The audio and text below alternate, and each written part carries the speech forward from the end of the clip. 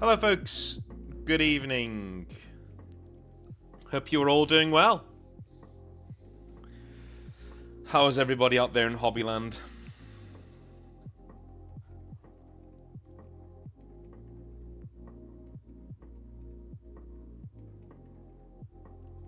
Hope you're all doing fantastically well. We have had... well, I'll get into it in a minute when we get into the 11th Legion. I'll get into that in a minute.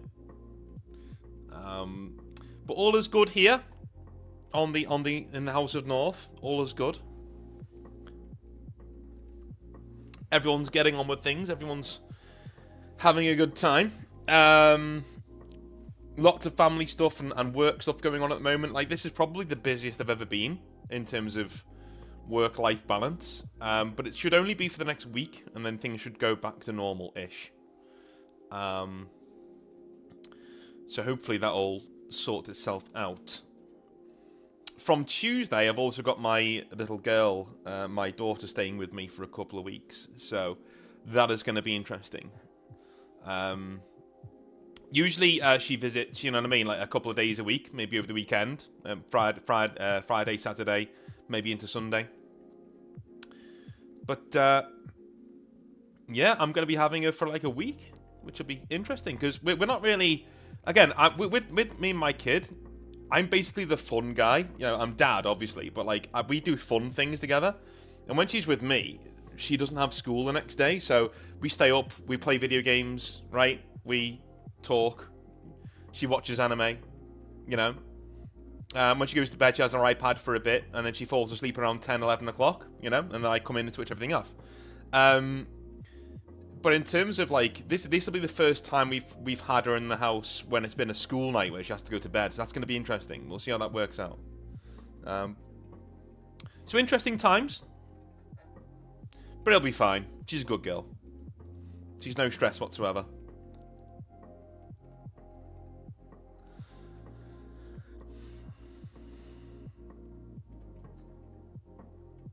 Yeah, I'm actually really lucky with how she is, to be honest with you. She could have been a lot worse.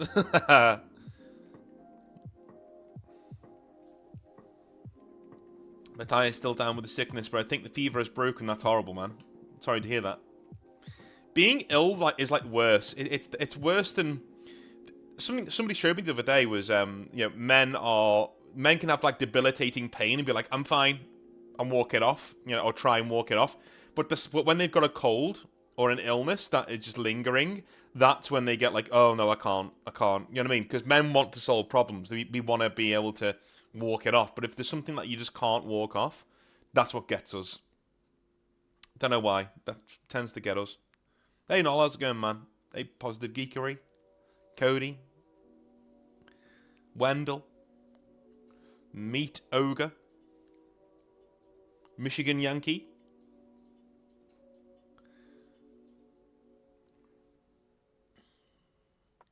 Yeah, in terms of busyness right now, we are at the apex of what I can only describe as a epidemic of young people wanting to get into university. Like all of the private education stuff hits the fan right now, essentially, from like the end of January through to maybe the start of April. So right now, all students across the UK are panicking at all ages, because we have students wanting to get good A-level results who are needing private tutors and people to look over their essays. We've got people applying to get into university who need to write essays to get into university. They need that checking. We have a slew of dissertations from panicking third-year university students who are trying to get their dissertations in, that I'm looking over, coaching people through dissertations, things like that, for different universities. We have second opinions, so a lot of essays or exams that have come back needing a second opinion in classics get sent to me as well. On top of all that, factor in your private tutoring that I still have to do, the private seminars that I still have to do. It's a lot of work right now. And also talking kids off ledges. Not literally, hopefully not anyway. But yeah, talking kids out of, like, you know, just giving up school because it's hard. That's this year as well, this part of the year. So, yeah, that's where we are.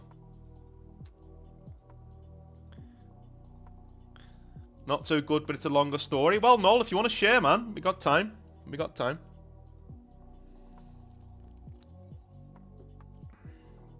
I'll be on till about 7 tonight, I think, UK time. And 11th Legion should take us about an hour, maybe a bit longer. I'll get into what I did with that in a minute. But I have cherry-picked out 3, maybe 4 people who followed the brief and sent in their 11th Legion that we're going to comb over. And I'm not going to mention names. So I will, if you're in the chat and you want me to, just say, hey, this one's mine. I don't mind you talking about it. That's fine. Then I'll get into it, right? But there's 3 or 4 that I really want to get into because I found them really interesting. The rest I've read, and found them really interesting, but the others just jumped out to me that as like things that link in together quite well. So I think that's what we're going to do in a minute. But yeah, that's where we are. But anyway, that's why I've been so busy. The last week, you know, I'm normally really good about uploading to YouTube. I'm really, really good. Like I do it like a couple of days in advance, and you know, I've always got enough breathing space to you know, change things if YouTube doesn't monetize something or whatever. This last week, I got pretty lucky because I was uploading things on the day of. It got towards the end of the week because I just had no time. This has been the first week in a long time where I've been not stressed. I guess stress is the word, but more really, really, really busy. You know, that week from the 20th to the 24th, you know. That was really, really busy.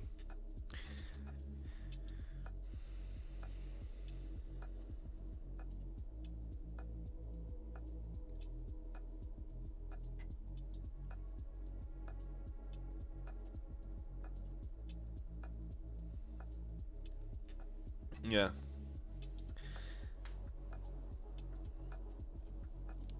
I do have a question for everybody, though, before we get started. I do have a question. Does anybody know of the YouTube channel Little Wars TV? Does anybody know of that YouTube channel?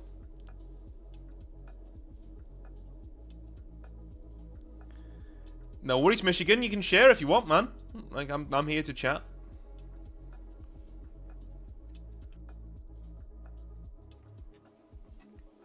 If you have, then let me know. Are we the cool people now?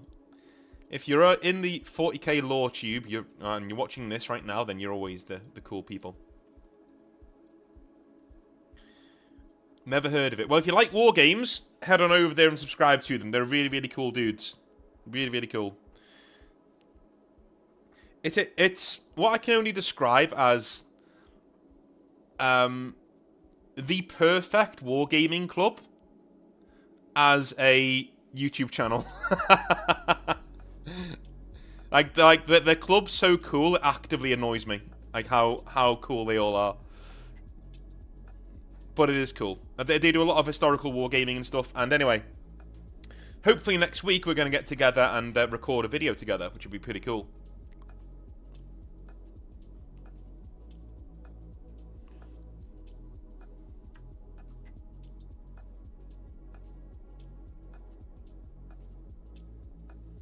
Yeah.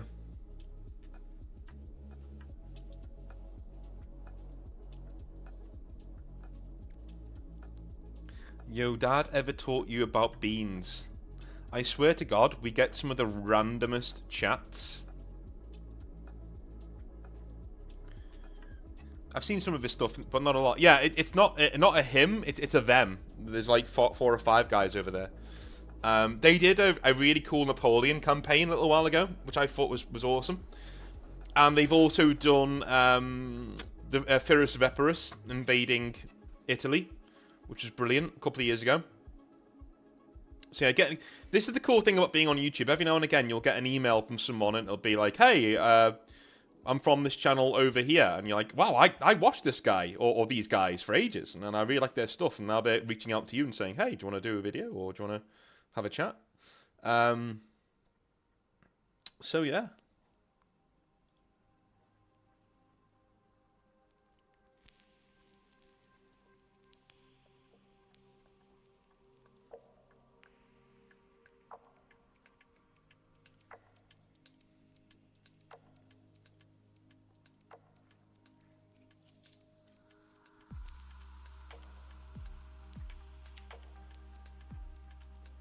Alright, shall we get into some 11th Legion?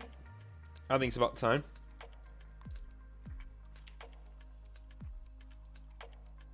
So if you remember correctly, in terms of the 11th Legion, my main brief was that you get your 11th Legion into me and it be 1 page long. Kind of like 1-page rules, right? Something along those lines. I did no rules apart from that. Try and fit it into the Exile verse was my main one. Was my main, try and do that.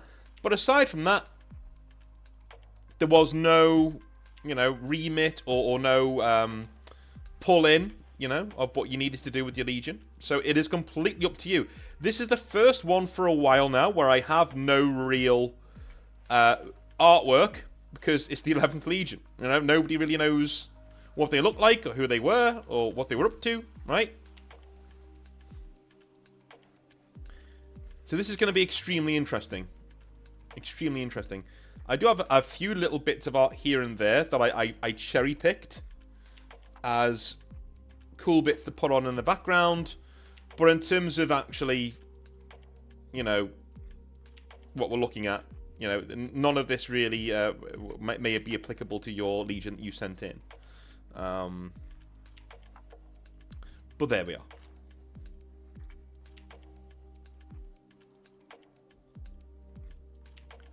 But there we are.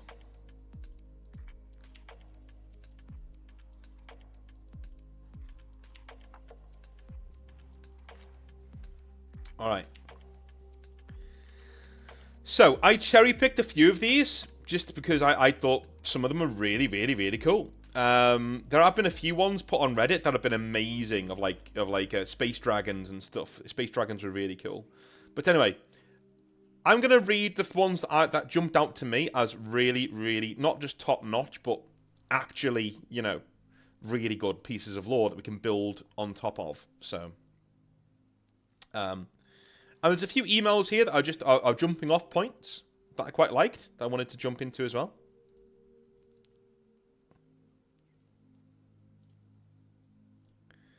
Let's see if we can do some images here.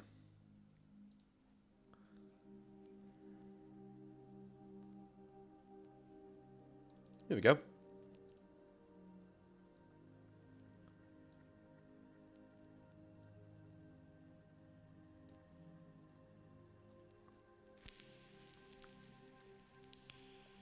All right.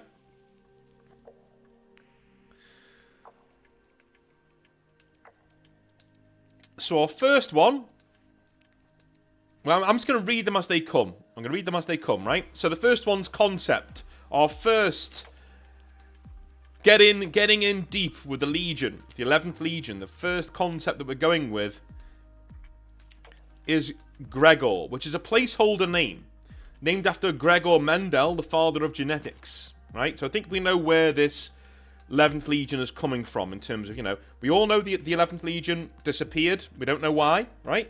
So here we go. Let's jump in. The concept, and I love the way this is written. There's concept first, then background, then in-depth lore, which I really, really, really like. Always try and do this. If you're pitching something to somebody, like an idea, in terms of creative writing, always put your concept up front in layman's terms.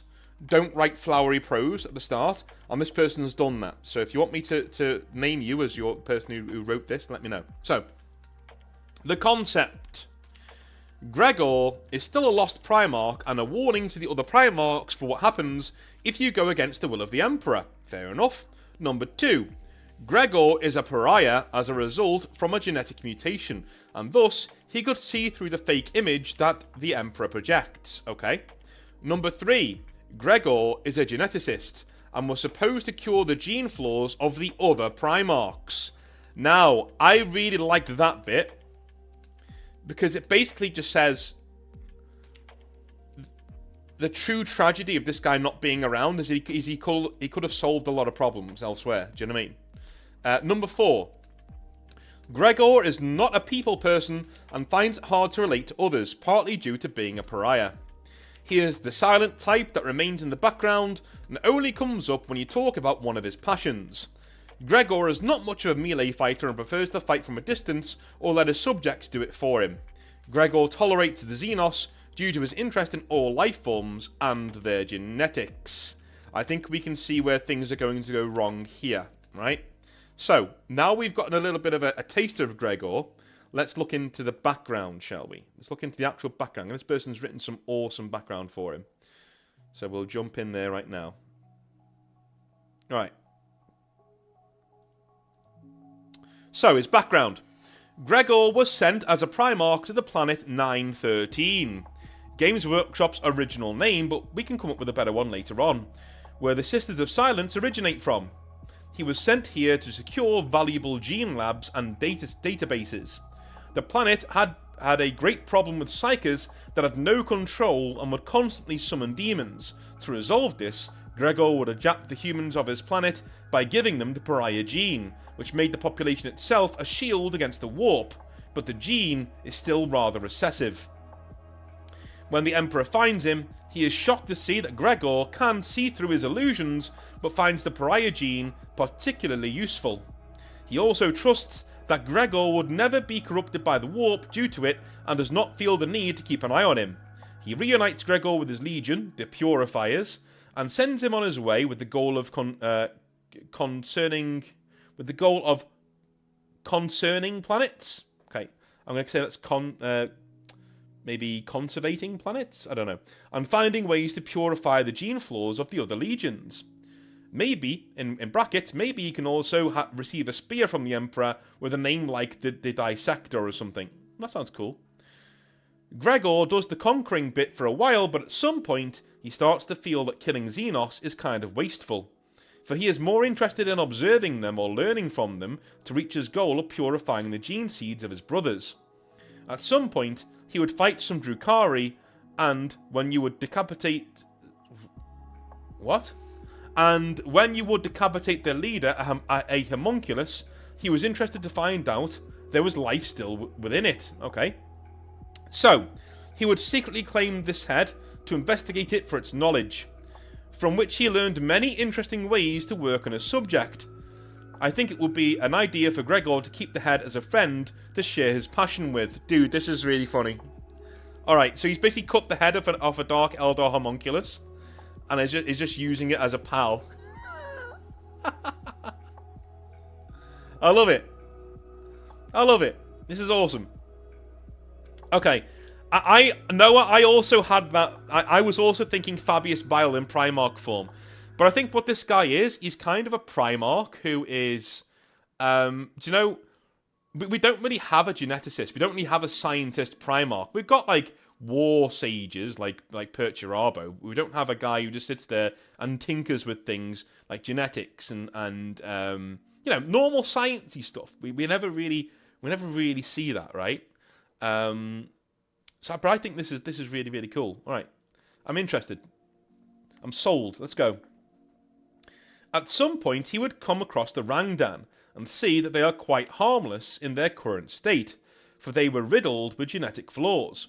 Gregor can't really help himself and argues to himself and thinks that it would be a good exercise to purify the Rangdan genes as a test run for the other legions.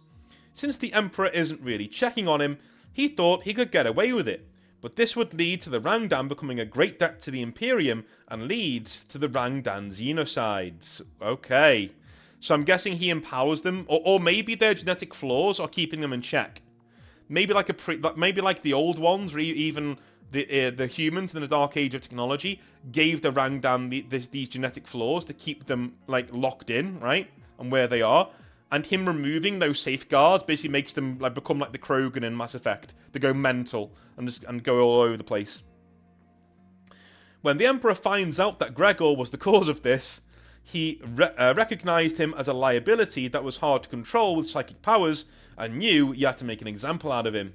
He would send in Lionel Johnson to get him, maybe with support from the Custodes. But Gregor, paranoid he would be killed, and knowing that he doesn't stand a chance against his brother, tries to find a way out, which leads to the homunculus head telling him that he could escape into a webway portal that lies just behind a warp storm. He takes the risk, but would get lost in it, and is presumed dead by the Lion. Gregor is now forgotten by the Imperium, presumed to be killed by the Lion and his brothers. His legion, the Purifiers, would be split up and divided over the other legions. For most of the Marines surrendered to the Lion, since the Marines were more loyal to the Emperor as they didn't feel a great connection to their Primarch as a result of Gregor being a pariah. Alright, okay. Alright. Cool. How are we feeling about this? It's sort of like an open-ended Primarch, right? It's an open-ended Primarch where he's not dead. He's out there somewhere, right? This could be a returning Primarch eventually. You know? It sounds like Mimir from Norse mythology. Sergio, yeah, that's a good point. He kind of does. He kind of does, yeah. Mimir's like, yeah, that's a good jumping off point. Yeah. I'm not sure how I'll feel about him, like, surviving, because it's less tragic, you know? Anyway. Relations. So we're going into who he likes and who he dislikes now. Okay, that's cool. How does he relate to the rest of his brothers? So his likes. Who does Gregor like? I think that he would be good friends with Ferrus Manus and Perturabo for their passions of their craft, and that he would be like Rogel Dawn and Jagatai Khan for their stoic demeanours. He could like Fulgrim for his passion to perfect things, as Gregor also tries to fix flaws in others. I would probably say, from what you've said, Fulgrim would be the main friend, because Gregor's trying to perfect other people, right, and the legions themselves, and he's also manipulating their genome, isn't he? And maybe this might work where we say that Fulgrim and Fabius Bile got their ideas from this guy, right? So it's not even their ideas. They're building off of the genetic templates that Gregor had, which means that their research is flawed and also heretical. But, like, you know, that'd be pretty cool. His dislikes, right. Magnus dislikes Gregor because his presence gives him headaches, and Gregor finds Magnus too moody because of it. Gregor would also see Sanguinius' true form and would think he is a genetic abomination. Yeah, at least in our setting, yes. He can also find Lorgar annoying for the need to believe in a higher power. The Emperor, what does he think of him? Okay, I think Gregor would respect the Emperor as his creator and would follow his commands, even though he can see through his illusions. And the Emperor would see Gregor as a low risk to fall to the dark forces of chaos, but he would not expect Gregor to go to the Xenos route. And since Gregor went unchecked for so long, he started to drift away from the Emperor and got consumed by his personal goals and passions. That's really cool. So Gregor, instead of being like a real combat Primarch, is more of a, you know, an obsessive creative person, you know, or obsessive scientist who's all consumed by their need to solve a problem, right? Or do something that is meaningful. I like it. I like it. Yeah, Frog Wizard hits the nail on the head there. It sounds really interesting, and the corruption is very unique. Yeah, we're not really saying, oh, he fell to chaos. No. This guy didn't even fall to anything. He just literally was a flawed human being. That's pretty cool. Alright, other. A possibility is for Fabius Bile to have trained with the Purifiers to help him cure the sickness in the gene seed of the Emperor's children. Right, you're way ahead of me. You're way ahead of me. You're already linking in the Emperor's children to this narrative. I would go further. and basically cast everything else to the side, maybe in the background, but have Fulgrim and him be like the best buddies. Yeah, this would be really cool. The Purifiers themselves, let's think about them. I think that a fun concept could be that the Purifier Legion are a legion that specialise in adapting themselves to their surroundings, and changing their approach depending on the war zone. And when they would fight together with other legions, that they would mimic their lightning or fighting style to optimise collaboration. I think this makes it easier for when the Marines are divided over the other legions, that they would blend in easier. Genius. Genius. This is great. This is great. That is such a good little, like, a little point to make there. These guys are getting given over to, you know, the Ultramarines, right? But it's always sat weirdly with me that if that happened, wouldn't they already have their own doctrines and fighting styles? But if it's like this, where they're ultra adaptive, right, they would actually fit in as Ultramarines really well. Grey Knight straight away, maybe. Yeah. How does he look at the Thousand Sons and their gene flaws? That is a question for our author. Yeah. This is why I encourage you, if you wrote one of these, to sit up in the chat so people can ask you questions. All right. It would also fit if they had a lot of apothecaries in the Legion, of course. Also, I think it would be best in only a scarce few or none of the Marines are able to have the pariah gene. This is not compatible with Space Marine gene seed. I also think that Gregor being a pariah could weaken his Primarch aura, which would make them less likely to blindly follow him. Dude, a really elegant solution to why did these Marines just go off and accept their Primarch being killed, right? Well, if he's a pariah and they aren't, he's going to be really upsetting for them to be around. Really unsettling, right? Very, very clever. Very clever. So what's next for Gregor? A concept I have for one of the Lost Primarchs is that they would be a part or create a new Xenos faction. And to continue the story of Gregor, we could say that when he gets out of the warp storm and crashes on a planet that is isolated from the Imperium, where he'll start to create a new Xenos race in the years leading up to the 41st millennium. Maybe we can even have Trays in the Infinite sponsoring him with the goal of collecting the development of a new species over 10,000 years. Let me know if you'd like me to write out this concept. Please do, man. Please do. Really interesting ideas there. Very, very, very interesting. I think if you're going to bring the Rangdan back, maybe they can come back in sort of a warped way that this guy's bringing them back, right? I think that would be pretty cool. That would be awesome. Absolutely awesome. All right. So,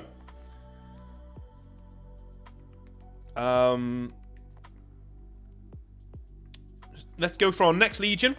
And we'll try and combine some of these ideas. Or, we can choose one of the three, right? This is the second one of three. I think. Is this the second one of three? I think it is. Yes, it is. Okay. This is the second one of three. Of the most complete legions that we got sent in, alright? So, this one actually has a little message attached to it, which is nice. He says, Dear North, please call me N. Alright, no problem. I have been enjoying the community effort in rewriting the Primarchs, with Kurz and the Khan being my favourites to date. Sadly, real-life responsibilities keep me from making the live stream. To contribute, I'm sending my take on what the 11th Legion could be, and maybe something will make the cut, maybe not. I'm excited to see what you and the community come up with in regards to this chunk of missing lore. Right, cool. So, first of all, his mission. Alright. He was sent by the Emperor, as in this is the 11th Primarch. He was sent by the Emperor to secure an agricultural planet. With this planet secure, it would have been a breadbasket for the Imperium. Unfortunately, the sector and planet was not as the Emperor remembered it, but it had suffered from the fallout of the Golden Age of technology, or the Dark Age of technology, depending on how you look at it. This planet is now an ocean world, since the glacial shelves of the northern and southern poles were melted by the Men of Iron, detonating massive bombs there before their defeat, leaving vast quantities of Dark Age technology in the depths of the now globe-spanning sea. The populace was then shafted even further during Old Night, as uncontrollable psykers allowed for demons to infest and terrorize the limited land space that was available to the populace, forcing them to create ramshackle mobile floating islands, and to survive, they lived off what the sea could provide. I'm already liking this. This reminds me of like the Age of Sail, you know? Anyway, the arrival.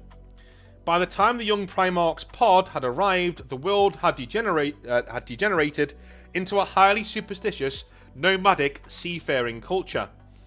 His entry into the atmosphere was seen as a good omen by the various tribes. When he was found, he was given the name Hokulani, meaning Star of the Sky in Hawaiian.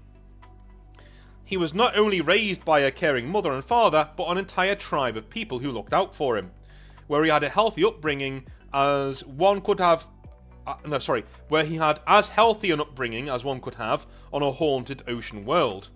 In little to no time at all, he matured and was revered amongst the people, uniting the tribes under one banner, slaying the demons and reclaiming the lost islands. For the first time in millennia, there was peace and prosperity on the planet, although, of course, this is 40k, and it did not last. The Emperor cometh. After several decades of peace, the Solar Auxiliary came forward as scouts? No. After several decades of peace, the Solar Auxiliary came as forward scouts to the planet to scour and scout another world for compliance. What they found was a population armed with spears, led by a giant of a man that butchered their expeditionary forces without concern for their losses. Once this report made it through, the ranks of the Iron Warriors were dispatched to finish the job. The Iron Warriors were met with a fierce resistance, but managed to slaughter all of the natives, except for Hokulani, who in turn butchered all the Iron Warriors in disgust, as they were all too similar to the Men of Iron that had plagued the planet's past, and whose remains occasionally washed up on the various islands. In time, the Emperor showed up and made an ultimatum to Hokulani that he serve or else. The Emperor's psychic power and casualness in which he wielded it made him wary of his creator, as the wave finders, the psykers of the planet, underwent extensive training and rites to find the right currents and not delve too far into the dark sea, the warp. The planetary culture had a rough idea of what the warp was and its evil, but knew the necessity of psykers. Paired with Hokulani's innate ability to see the weaknesses in living beings, revealed that the Emperor's mission was built on a foundation of sand, and he absolutely refused to follow him. The Emperor, in his wisdom, decided to hold the planet hostage and garrison the Iron Warriors to be ready to blow up the planet if his creation did not comply. Wow. Okay. So he basically just told the Emperor to do one. Okay. Alright. Okay. Alright. I respect his balls. It's fine. Alright, the Legion themselves. Alright. Being forced into the deal of serve me until my work is done left Hokulani with little choice but to eventually enter the Great Crusade. He named his legion the Martyred Sons on account that they had to sacrifice their humanity to save their worlds by becoming Astartes. Their armour was seafoam green, representing the ocean of their home. On their shoulder was a golden comet, representing the Emperor's arrival on their world, and how the Hokulani's people would never forgive this sin, leaving them a bitter but very effective legion. The Sons of Horus would adopt the same colour as the middle finger to the Emperor during the Horus Heresy. Wow, that's cool! That's cool! So we're linking it back into the actual lore. That's cool, man. That's cool. His flagship was named the Golden Folly to make a direct snub at the Great Crusade. As Hokulani was a complete Primarch, he was an actual person, the ideal the Emperor was after when he created them, as he embodied the Emperor's desire for conquest and his need to be right. Yeah, he's too much like Dad. That's the problem with this guy, he's too much like Dad. With a proper upbringing, he was able to manage these qualities and show compassion and empathy towards others instead of just being the Emperor's conqueror. In irony, his ideal son hated him and his values the most. There was also an immense hatred towards the Iron Warriors, as they held his world hostage and were restoring the Men of Iron in the planet's oceans. To rid himself of the Emperor, he had his Wayfinder librarians guide his ships instead of navigators, as they were accustomed to navigating the ocean of the Dark Sea, the Warp. Okay, sort of like making the 11th Legion the most adept at fleet travel and space combat. When putting a world into compliance, the Martyred Sons would glass key areas of the planet from their ships if the world didn't surrender, followed by a drop pod assault to execute any remaining leadership of the planet for a surgical strike. This was done to make it easier for Hokulani to spread his culture to other worlds and grow his legion, as each world was a recruitment world for his legion that he passed. Yeah, he's acting very Emperor-ish, isn't he? But I can understand why this would be a bit of a, you know, how do I put this? A problem, right? Schemes, rebellion, and beyond. As the Great Crusade dragged on for Hokulani, his desire to be free grew with it. In his patience, he sought out allies who could help him in his cause. Of his brothers who he had little trust or love for, he found two that would actually help him. First was Omegon, who disagreed with the Emperor and his forced compliance of untold trillions of people. The second was Angron, who wanted nothing more than to see the Emperor toppled. Last to join this plot was Kelbor Hal, of the Mechanicum, because he believed the Emperor was not the Omnissiah, and that Hokulani had promised him the right to remove all of the Dark Age tech from below his planet's oceans. A win for both parties. They formed a cabal, where Omegon would sabotage all the other legions from getting to Terra. Angron would join the World Eaters with the Martyred Sons in sieging Terra, Olympia, and Nuceria. Kelbor Hal would provide troops as well as logistics. The first part of this plan would be to rid Hokulani's homeworld of the Iron Warriors and make his planet a mustering point for his rebellion, free from the prying eyes of the Imperium. However, Alfarius discovered this conspiracy and informed all Primarchs of the impending betrayal. He was only able to reach Perturabo and Dawn due to Omegon's sabotage. The Iron Warriors arrived first and engaged the Martyred Sons in fleet battle and were almost destroyed. If not for Dawn and his phalanx, the Iron Warriors would have been wiped out. This act of assistance cemented Perturabo's hatred of Dawn as his pride was wounded. With 2 legions versus the 1, the 11th Legion was eventually decimated. Hokulani was captured and taken to Terra, where the Emperor imprisoned him, only for him to be released when his vision for humanity was realised by having claimed the Webway to show that he was right. He was wiped from Imperial records and memory, being reduced to being called Subject 11, as he was imprisoned in the Black Vault below the palace. Chaos did not forget Hokulani's story, however, and he was one of the key factors in getting his brothers to turn against the Imperium. Alright, so, again, a wonderfully written 11th Legion that kind of melds things back into the actual Games Workshop story. What this guy's done is he's actually taken the Subject 11 story and worked it back from there. Very interesting. Very nice. Very, very nice. I like this one. I think it's cool. Yeah.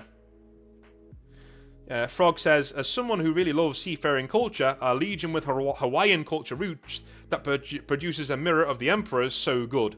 It fills a gap in the Astartes and causes conflict in the Imperium. I agree. There are certain points here where he almost goes a bit too far, right? He almost goes a bit too far, like saying, well, he did the Horus Heresy 1.0, you know, like, but at the same time, it kind of works. It kind of works. When he was leaning that way with his faction, I was kind of thinking, not sure about this, right? Not sure. But it grew on me. I think that's a really good take on who the 11th Legion could be. Alright, let's get into the final of the 3, and then we're going to choose which one is going to be our main 11th Legion for the channel. Again, if yours didn't make it to this point, no, I absolutely like it, and I will probably read them all out in a following series. In fact, no, I actually absolutely will read them out, because they were all so good, man. The only ones I picked were the ones that are more succinct. and the ones that fit the Exileverse the best. But I'm going to be honest with you. Some of the other 11th Legions that I received were better than these. They just didn't fit the Exileverse as neatly as these do. Do you know what I mean? But some of the ones that I received were better than this. So, you know, don't be sad if you didn't make it on here. These just simply fit into the Exileverse a lot better. I think next week, I might just read them all, right? I might just read them all so you can see how good they are. But, yeah, these are the three that really do fit the Exileverse and link in quite well. Anyway. Okay. Let me just take a quick sip of my drink here.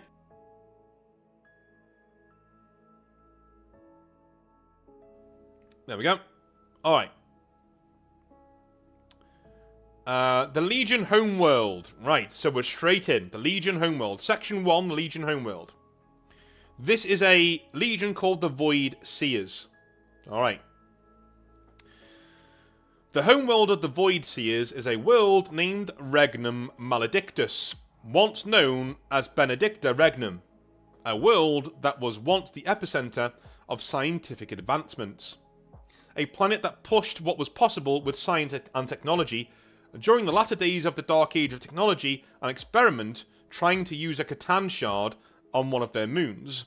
The planet and its sector were overcome with madness and mutations as a result. This realm fell into absolute anarchy and was then quarantined by the human empire during that time. Cults would arise that would venerate what they called the true gods. They would preach of what is now known as the War in Heaven. How they were gods of the material universe, they were isolated to conduct their strange and violent rituals during the Age of Strife. So this sounds like a hellhole. This sounds like, imagine, shall we say, Colchis, the Word-Bearer's homeworld, if it was, like, absolutely evil. You know? Section 2. The Void Seers Primarch Origins. Alright. The Void Seers Primarch is named Melchior? Alright. I'm gonna type this. How would you guys say this? How would you guys say that? Melchior? Melkor? Melchior? I didn't know how to say that word. Mr. Awesome, this is yours. Why don't you tell us how to say this? How would you say that name? Melchior? Melchior? I'm going to call him Melchior, right? Melchior. We'll go with Melchior. Alright. The Void Seers Primarch is named Melchior Tenebrous, who is an alpha-level Psyker who was sent to Regnum Maledictus. Melchior, as a child, was taken in and experimented on by one known as Lady Tenebrous. She was a Psyker who was heavily mutated from the Catan shard on its moon. The people see her as a goddess and the rightful ruler of humanity under what they call the Enlightened One. This was a religion dedicated to this Catan shard, and her plans were to spread it beyond the stars. Like the scientists of old, Melchior had a deep curiosity with the universe and how it was made. Lady Tenebrous tortured the Primarch, feeling stripping his humanity would ascend him to becoming a true deity. This is typical, like, bad guy behaviour, like, I know what I'll do. I'll torture this guy until he's got no humanity left, and that'll solve all my problems. Okay. Melchior, of course, brutally murdered Tenebrous and took out his years of torment on the civilians that were left. He wasn't discovered by the Emperor, but actually two of his sons, Horus Lupercal and Mortarion. Horus would take Melchior under his wing, sensing his power would be of use during the Great Crusade. Yeah, he's probably right as well. This guy seems like a more religious Conrad Kurz, in my mind. Melchior? Melchior? Melchior? Melkor. Well, there you go. Melkor. We'll go Melkor then. Forget what I said. Melkor. Melkor Tenebrous. Dude, it's like that name just sounds like I'm gonna skull fuck you to death. What is your name? Melkor Tenebrous. Fucking shit. It's metal as fuck. Alright. Yeah, this guy seems like a cross between Lorgar and Conrad Kurz to me. And that's not a bad thing. The Void Seers' purpose. The Void Seers are essentially the scientist marines of the Imperium. They are made to discover answers about the universe that the Emperor has no knowledge of. Squads are sent to different anomalies in the galaxy that science hasn't explained yet. They are all psychers and can interact with the warp. Specifically, the Emperor wished to know of the Deep Warp, a place where even the Chaos Gods feared and had no power over. The Emperor, sending Melkor to Regnum Maledictus, was to uncover their lost knowledge and technology. Melkor failed in his task, and for the rest of his time, he was seen as a failure by the Emperor. But Melkor still enjoyed his hobbies and learned whatever he could find. Melkor, above all, wished to improve the human condition, but going through extreme and controversial means to do so. Their name, the Void Seers, isn't just a reference to their connection to the warp, but them exploring the unknown. They see the unknown and learn from what they witness. As before they met Melkor, they were named the Imperial Scribes and weren't deployed often in battle. Section 4. Melkor's Betrayal. Horus was the one to introduce Melkor to his brothers. He was discovered early and bonded well with Horus. Melkor loved his legion and emboldened them when he could. He was given the 11th Legion and joined during the Great Crusade. Melkor did meet the Emperor, but since he was exposed to the Deep Warp, he was able to see the Emperor's true form. There's something that comes up quite a lot. This same trick was used by his adoptive mother to appear more godlike. This created a deep mistrust in the Emperor. This was made worse during the Great Crusade as he was forced to destroy entire civilizations worth of knowledge and culture.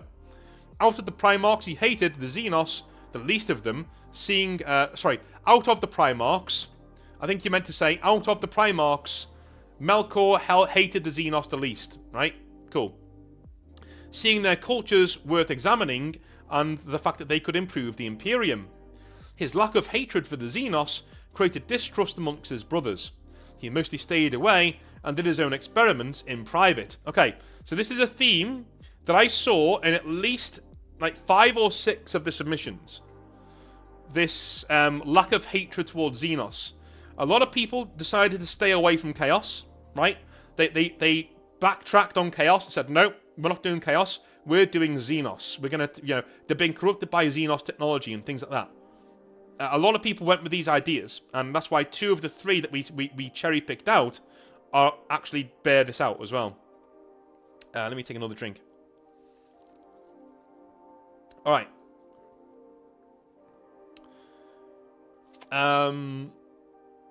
He wished to discover the moon that his adoptive mother pointed out in his childhood. She claimed it is a world where the Enlightened One actually lives. Melkor journeyed there and discovered it was a Catan shard of the Deceiver of all things. It told him the truth of the Emperor and his brothers, and he was disgusted. But another threat came known as the Rangdan, a threat which could have ended the Emperor's dreams. Melkor pledged his soul to the Deceiver and wished to bring the Catan back to life. He claimed them as the true gods of the material universe and swayed a quarter of his sons to his cause. Melkor passed down knowledge of biotransference from the Necron tier. Many of his sons are not joining him because of his pledging himself to the Xenos. These Astartes will become Necron hybrids along with Melkor. Wow. I saw something like that. Let me just have a little look here. I swear I saw something along these lines. Here we go. Yeah, I found him. I found a picture of him. You ready? I don't think this is a picture of the actual guy. But this is a picture of what he might have looked like. There you go.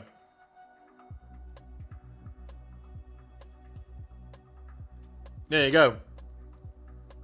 Your 11th Legion Primarch. For this story, anyway.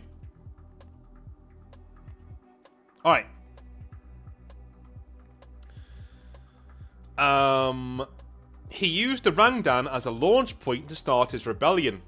Melkor hacked into the Vox channels delivering maddened rants. He condemned the Emperor and his intention to elevate humanity to the next stage of evolution. That evolution gained immortality through biotransference and the worship of the Catan. Horus now had to face the brother he himself had adopted. Okay. The Rangdan were defeated, and Melkor was tracked down by Horus and Mortarion. Melkor's body was twisted as he laid in a sickening mess of mutation and madness.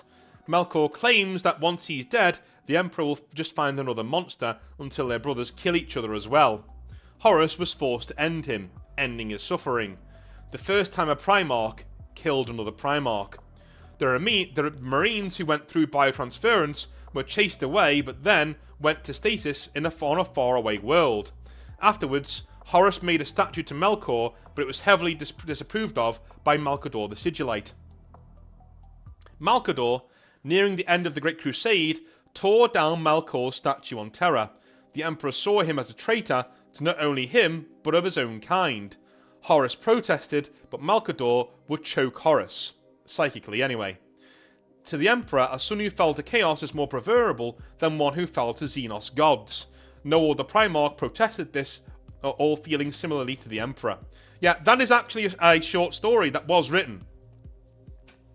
That's an actual real thing. So there was a short story about Horus chastising Malcador for tearing down the statues of the two lost Primarchs. And he was supported in that by Jakatai Khan and another Primarch, I think, as well. They were all in the room. And Malcador ended up, like, force choking him to death, nearly. You know?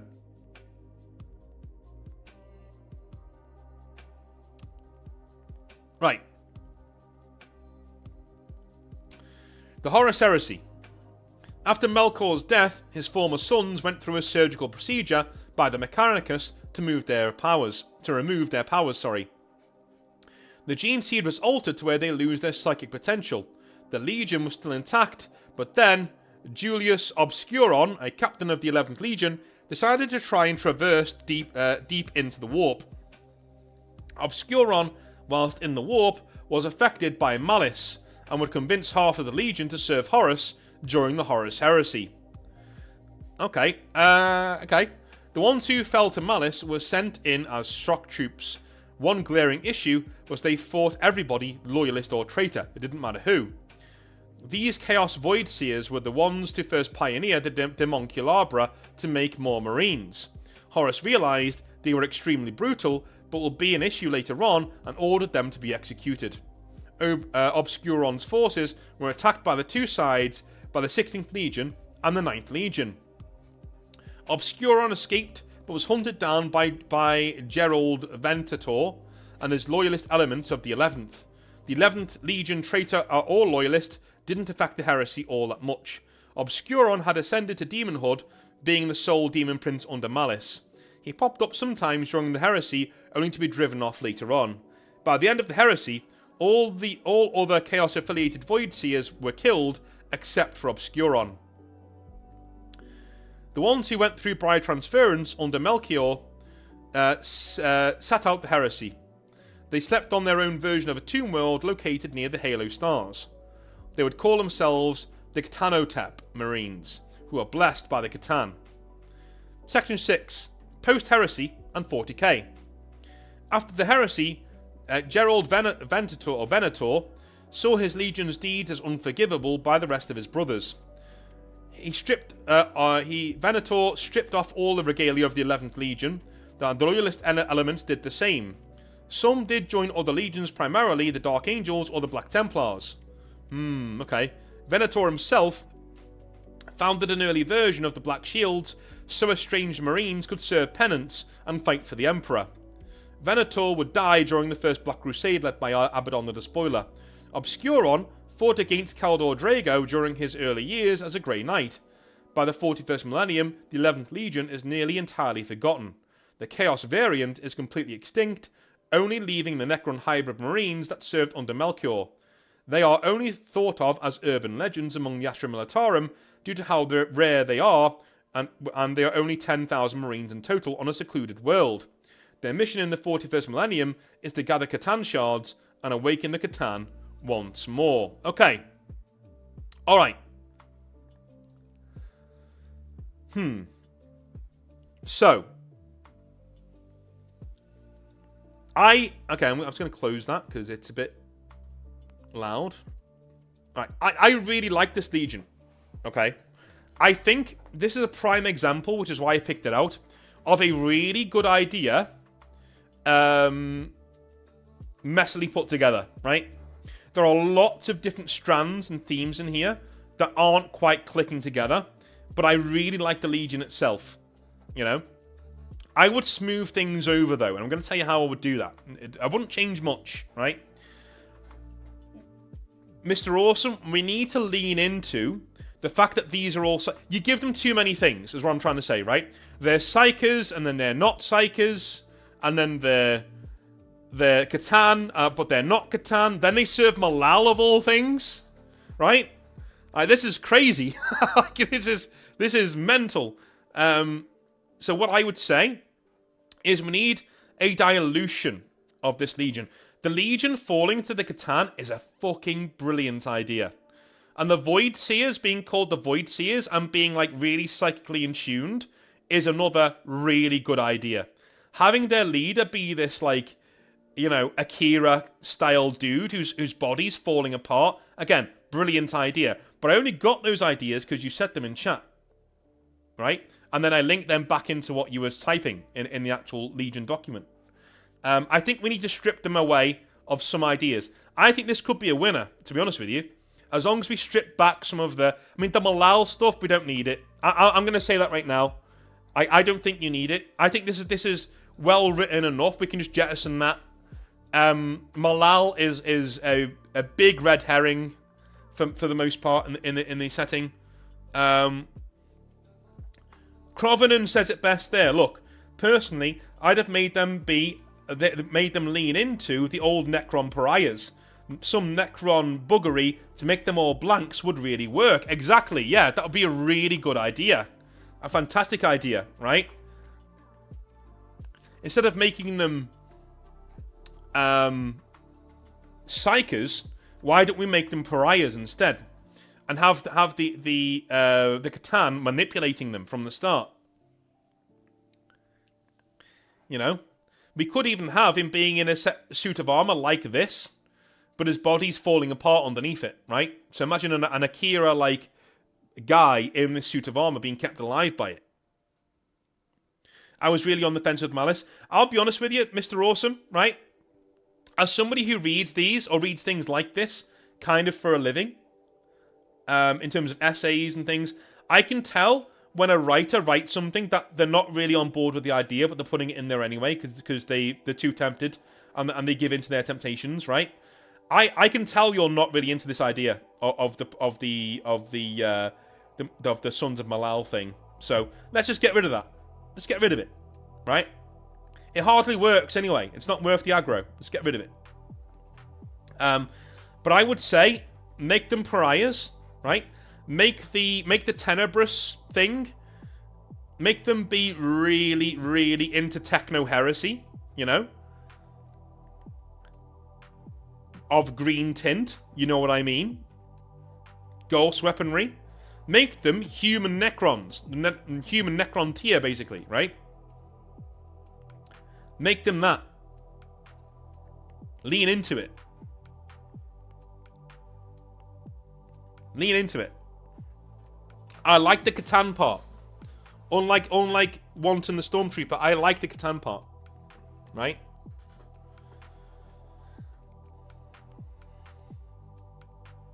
The Emperor being a top tier Psycho would have to deal with an equally powerful blank. Yeah, that would be interesting. Yeah, it would. It would. To be fair, I think a lot of people lent into that idea. They lent into the idea of the Pariah. That came up a lot. Because I think people are saying, well, what if you had a Primarch Pariah? The Emperor couldn't just control them then. And that's true. That's true.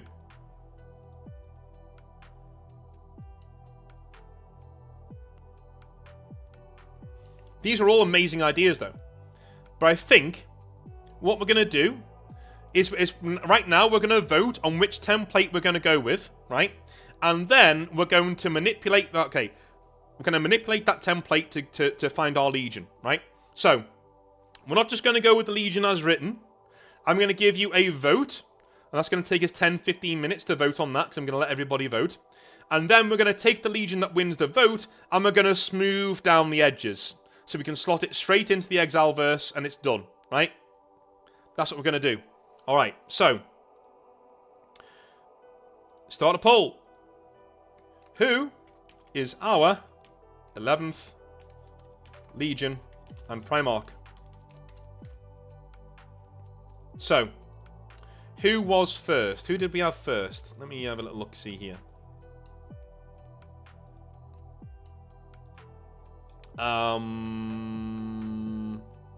It was Gregor and the Purifiers.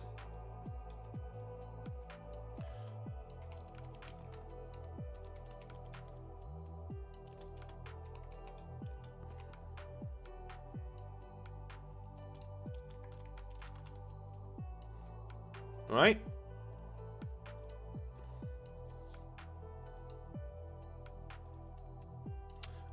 It was the Martyred Sons and... What was his name? What was his name? Hokulani. Hokulani, that was it. The Martyred Sons.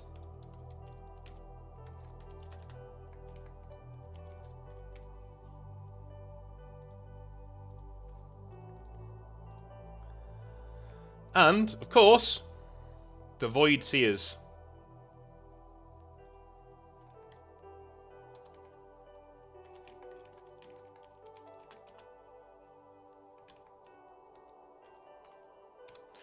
Right. Now remember, whoever wins this poll, we'll be smoothing down the edges, so it's not the finished article. Don't worry about it, right? So if you see a lot of potential in a Legion, but it's not quite perfect, don't worry, vote for that Legion, because we'll be smoothing down the edges as we go into the final section of this live stream, alright? So, who is our 11th Legion and Primarch? Vote now. Vote now.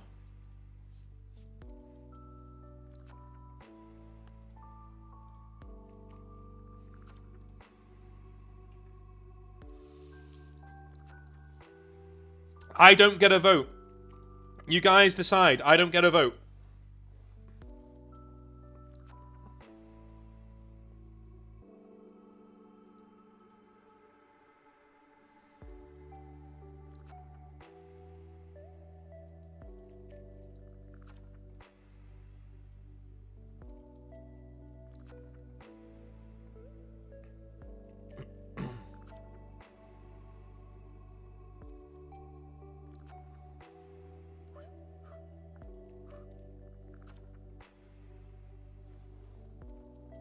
Great ideas all around, but I'd rather keep obscure. Yeah, that's fine, Matthias.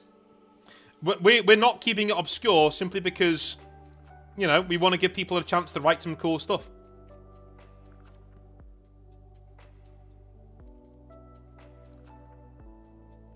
Armon, we are deciding which of the 3 legions I picked out from the submissions are going to be our 11th legion in the Exileverse of 40k.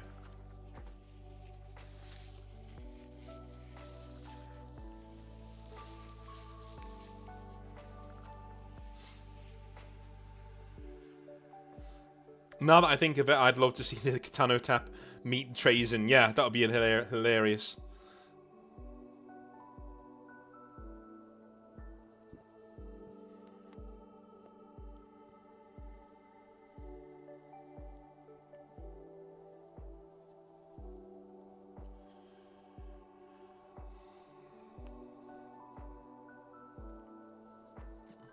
Yeah, I think the Catan were taken and blasted apart by the Necrons.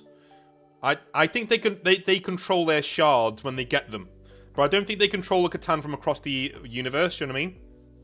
So if there's a Catan shard on a world, I don't think the Necrons automatically control it, but they know how to when they get in their vicinity. Do you know what I mean? Shut it down and control it. Yeah, the second one we did as part of the first.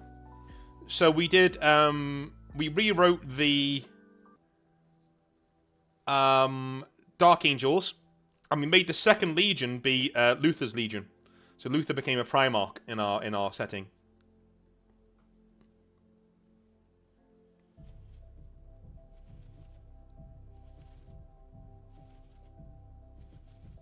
Frog Wizard says, I love Hokulani, but I have to go with Melkor.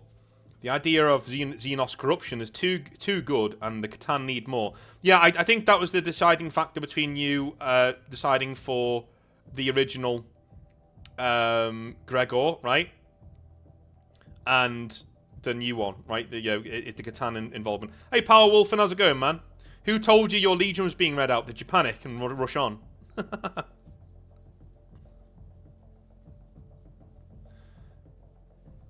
Mr. Awesome says, my buddy read my Legion and was like, your Legion would be hated by everybody in the galaxy. Yes, they would. Can we give Conrad a friend? No, he's dead. He's already dead.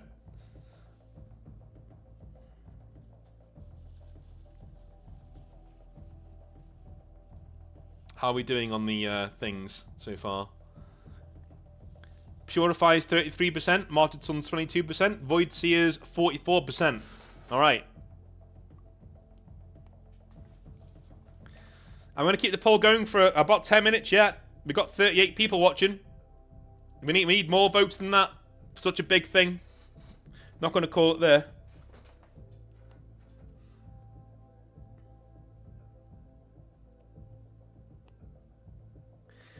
I'm going to be honest with you. Mr. Awesome, I'm not. Okay, this is going to sound bad. I'm surprised the Void Seers is winning, but only because there were so many out there ideas in there, like Malal, you know, just like they're psychers now, they're not psychers now, they're this and now they're that. Do you know what I mean? I think you've gone with the Hollywood option, and it's kind of paying off right now because people are like, I like that. It's more interesting. Do you know what I mean? And they've rushed in and voted for it. I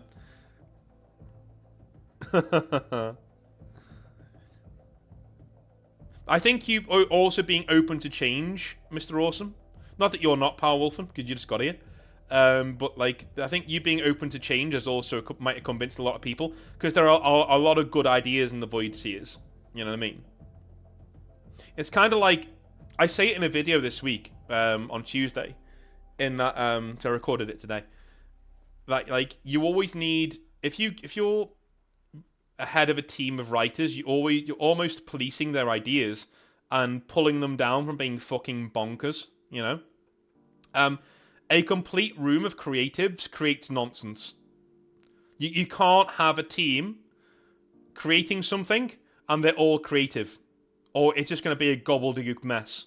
You need the more, you know, detached people, the corporate people, to come in and go, okay, this is bollocks. Like, do you know what I mean? Like, this is bollocks.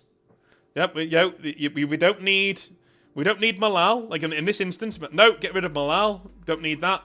Get rid of the Psyker thing, don't need that.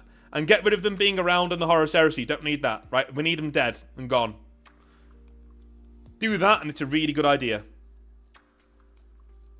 That kind of a thing. So they cut through all of the noise of your idea and go, this is cool, right? EA did it with BioWare when they did Anthem, right? The only good thing about Anthem as a game was the flying robots, right? Being able to play as a flying dude in a mech suit. That wasn't going to be in the game, but EA said, this game sucks, and the only good bit is the flying bit, put that back in the game. Do you know what I mean? Sometimes you need the outside influence to come in and go, dude, do this, you know?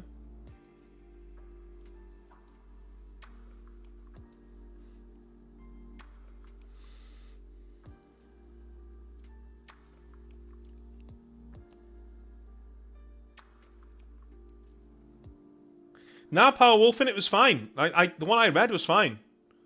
Yeah, I only got stuck because when I change pages, you know, when I change the page, sometimes my eyes have a trouble adjusting to the new page. But no, it was fine. It read well.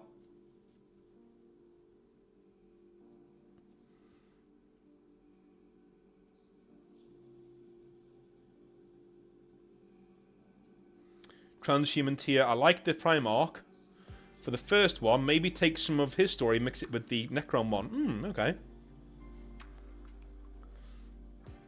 Crovenan says, personally, ditch Chaos and the Psychers altogether. Go hard into the Catan. Have them be trying to free the Catan from Necron control and unleash them on the galaxy to consume all life. Dude, that's fucking epic, yeah.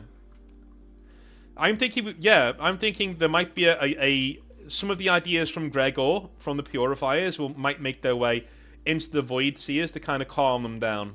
You know what I mean? Rein in the ideas a bit. We'll see, though. We'll see. See what wins.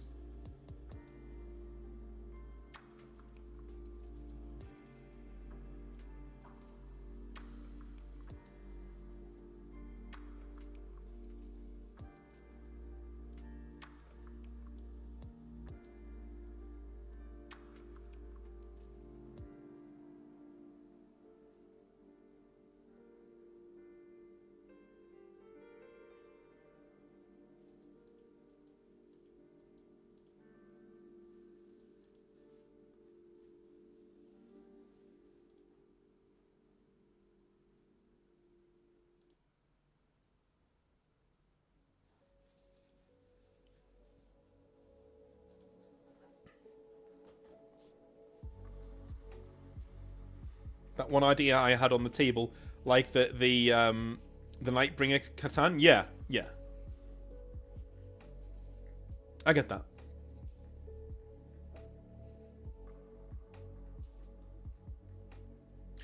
Dude, like transhuman tier is such a good name for like a 40k fan. Because obviously, if you're a space marine, you're transhuman. You know, or is it post-human? I don't know. Transhuman Dread? Post-human Dread? I don't know. I can't remember what it was called. I swear it was called something like that, anyway. The science aspect from Gregor would work well with the finding of the Necron tech. I agree. It is close, though. Like, the Martyred Sons are catching up, man. They're catching up. So we've got Gregor on 33% with the Purifiers. We have the Martyred Sons on 30% on my screen with the Martyred Sons with Hokulani. And we have the Void Seers with Melchior with 37% so far on my screen.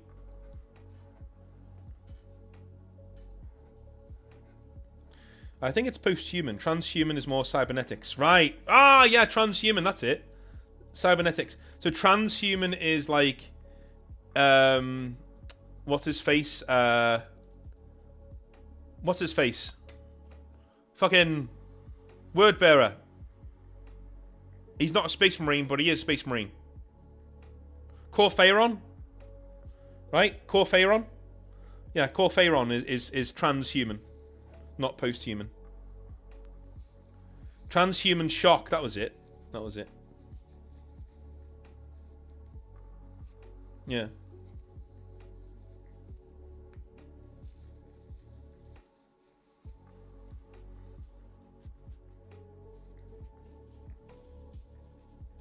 Somebody fill in Louis, please. In fact, the writer is here, so Wolfen, jump in there, son. Explain your ideas.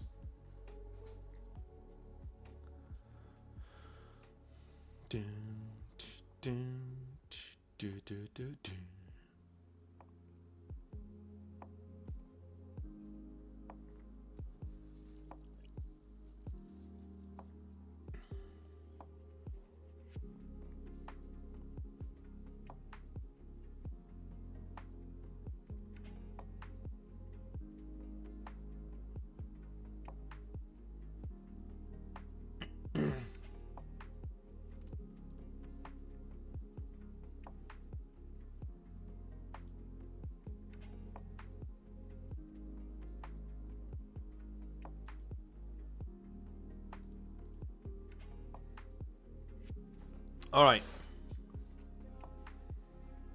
I'm going to call it when we get to 25 votes. So there is enough time for things to swing.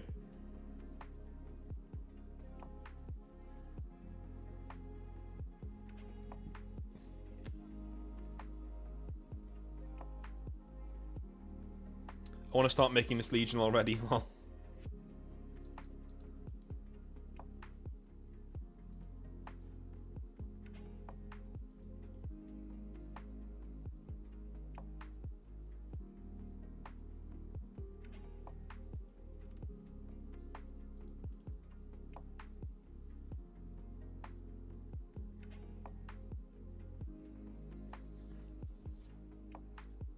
Where are we? 22 votes. We'll call it in 2 minutes. We'll call it in 2 minutes. Evening number. How's it going, man?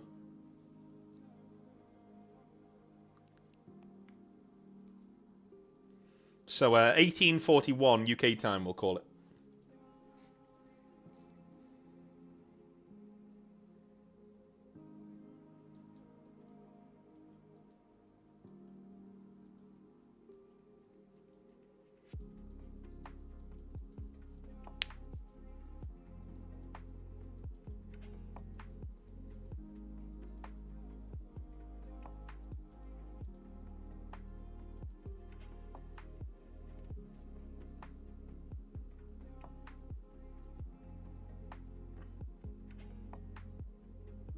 Well, that's good. That's good. Tia, as I'm going to start kit bashing some Marines and Necron parts together tonight. Awesome. Well, if you send in a picture of those Marines, then, you know, that'd be cool.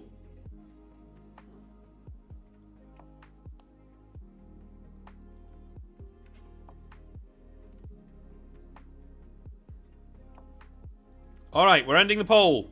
Bang. The winner is the Void Seers and Melkor. Right, so we will keep the Necron dude on here because I'm gonna put my foot down. What we're seeing in front of us is Melkor. This is the guy. This is how he ends up, right? This is the guy. Okay. So I would like to combine a few ideas from the Purifiers that I really like, and a few of the Martyred Sons ideas too. What I think we should do is we make the we take away the mistress that Melkor was had to kill in the end, right? You know, Tenebrae, and we use Tenebrae. That is the name of the people, right? So we can use Umbral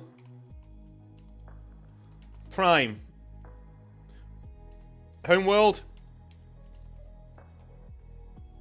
Tenebrae. People. Umbral Prime, because it's very... It's like, you know, spidery, right? Spooky. Umbral Prime. Umbral Secundus can be the moon that the Catan Shard is on. Or maybe we get rid of the moon altogether and we put the Catan Shard on Umbral Prime, right? Put it there. And the Tenebrae are the people who are there. These are the humans who are there. With really advanced technology, amazing scientists, right? And Melkor crash lands into that. He crash lands in there. So he's driven a very Gregor-like existence. He's driven for knowledge to improve on the human condition, to improve on the human genome, right? He's driven to do that. And we will have this world actively following the Catan Shard. So they're literally, you know... Yeah, the Tenebrae is the name of the people on the planet, yes.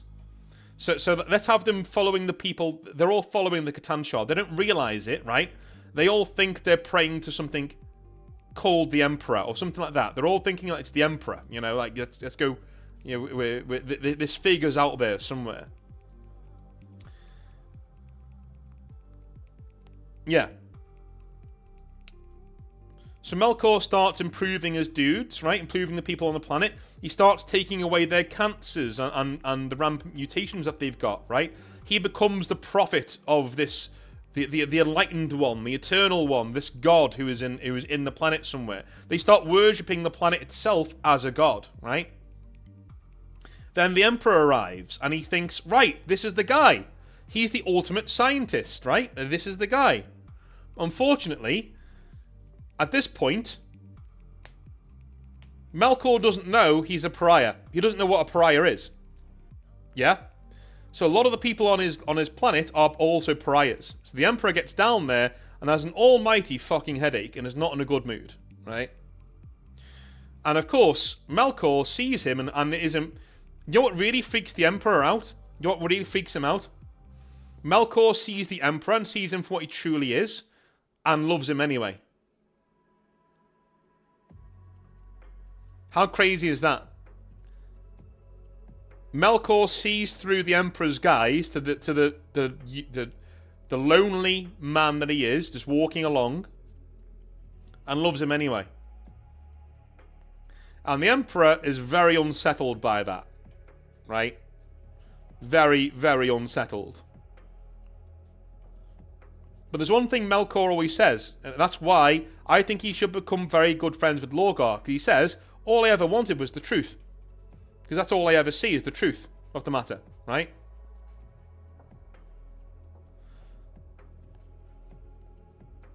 So he goes to his legion. And this is where we combine the ideas with Gregor.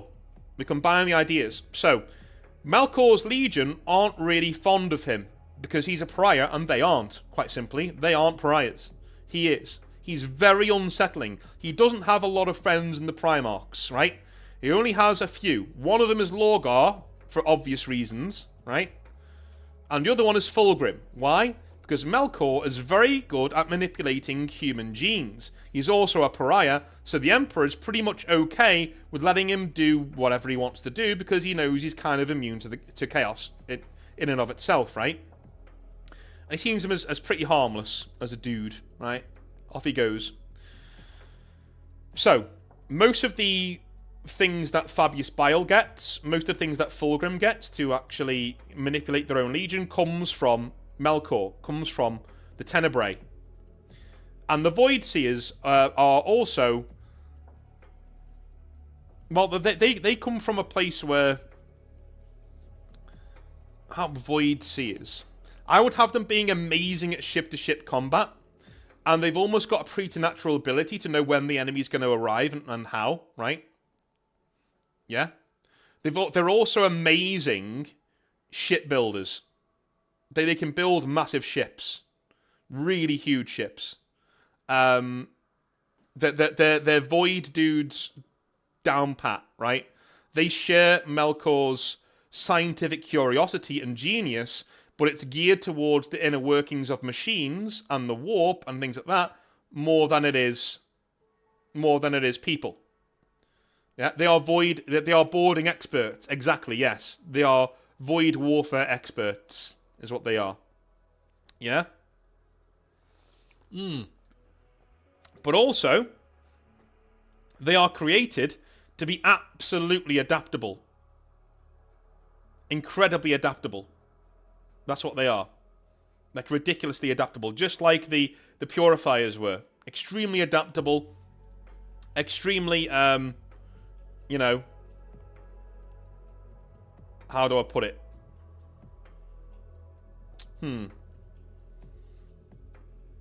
Well, they're just extremely adaptable. Because they are void-faring marines. And they were always created to be void-faring marines. So they're extremely adaptable. And the Emperor created them to supplement the other legions. You know, so every legion has one or two companies of this other legion with them for void combat. To break the lines in the void, right? One last thing I'd like to add is an idea from the Martyred Sons. Let's make Umbral Prime an ocean world, and underneath we have this Cthulhu-like Catan shard down there, and lots of warped technology from the Dark Age of technology, and the Necrons down there, messing around, right? That's why no one's ever been able to get to this shard to see it for themselves. So we take that idea from the Martyred Sons and fold it into this. So this is all good, but how does Melkor fall? How does he fall?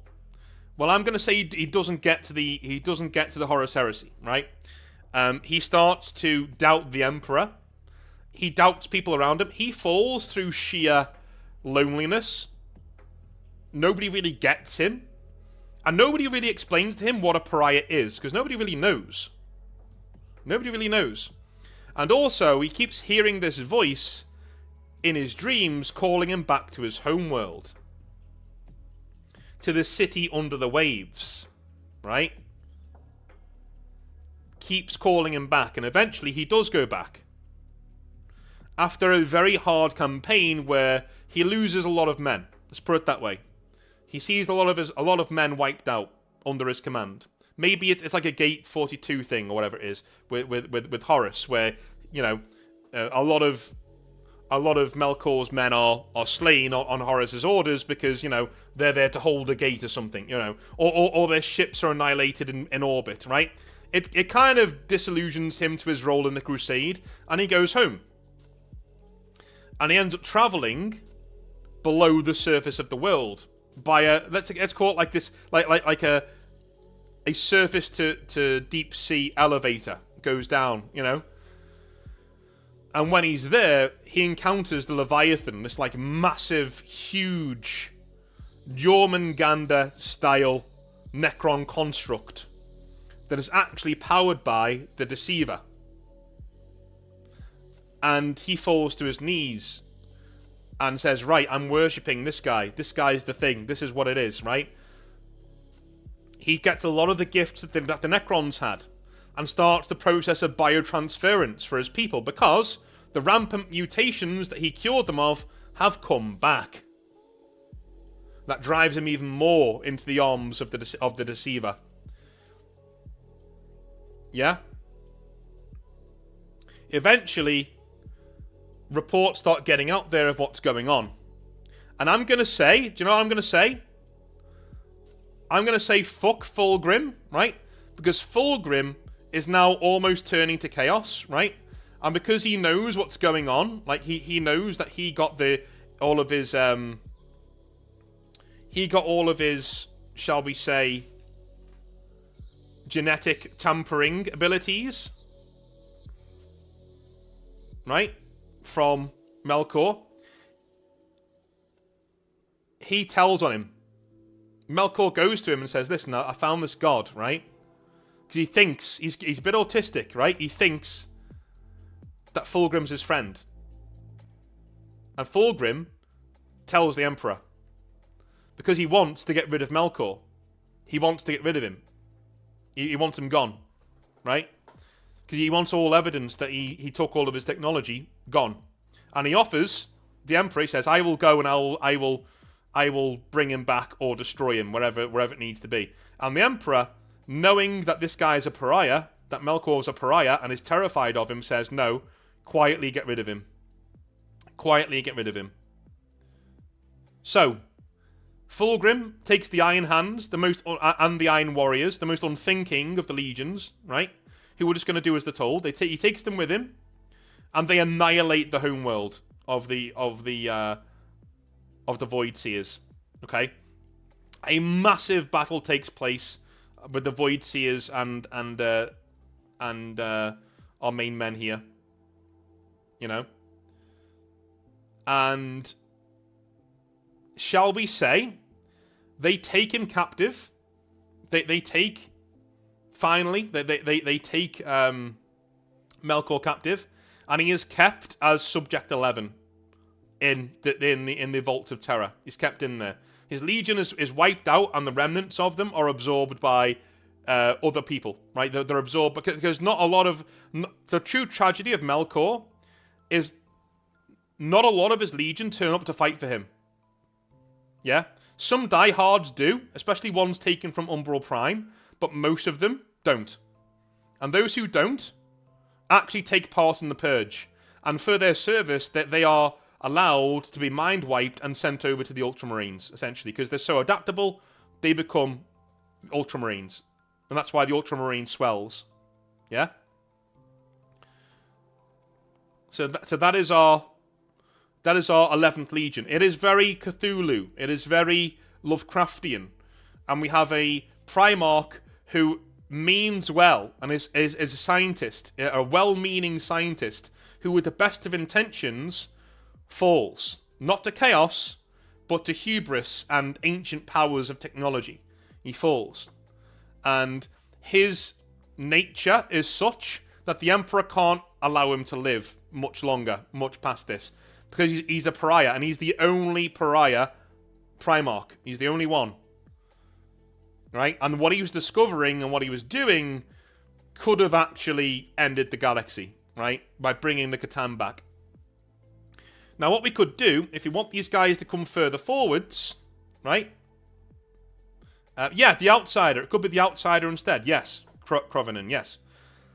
What we could do, if we want to bring these guys forward, we could have like a few squads of loyalist, not loyalist, but loyal to Melkor, Space Marines, who are still worshipping the Leviathan that's down there.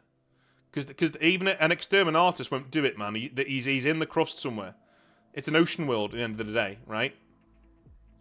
So it's still worshipping them. They are still around worshipping this Leviathan. Or maybe the legions did destroy the homeworld. They destroyed the homeworld so that rocks of it are flying off into space, and the Leviathan is locked into one of those rocks.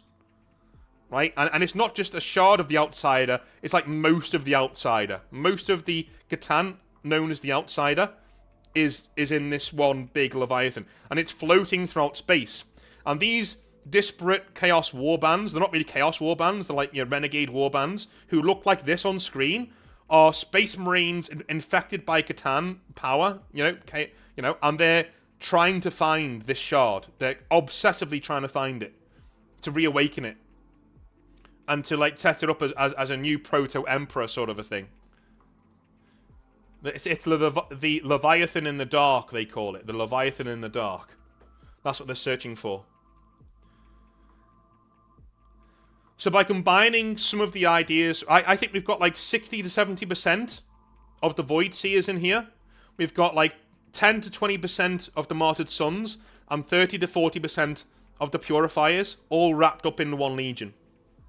So we've really combined them all, but mostly Void Seers. We've combined them all, really, into being this very strange, very scary, that they play with the idea that there are forces out there even beyond the Emperor and the Chaos Gods, right? And we keep that Malal thing, right? Malal's not here, but the same sense that they're fighting with something other than Chaos, that even Chaos are afraid of, is here, right? It's Lovecraftian, it's unknowable. And if you ever brought that army out, it would be badass, Have these guys be to the Necrons what the Genestealer cults are to the Tyranids. But in the opposite. So the Genestealer cults are the Tyranids' fodder, right? Well, have these guys be the ultimate, elites that even the Necrons are afraid of. They're like, yeah, I know we're badass, but those guys are fucking terrifying, right?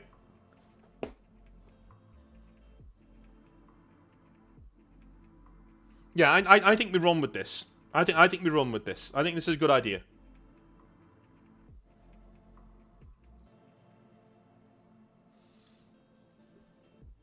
Ideally, in my mind, the Unknown Legion should have as little to do with Chaos as possible.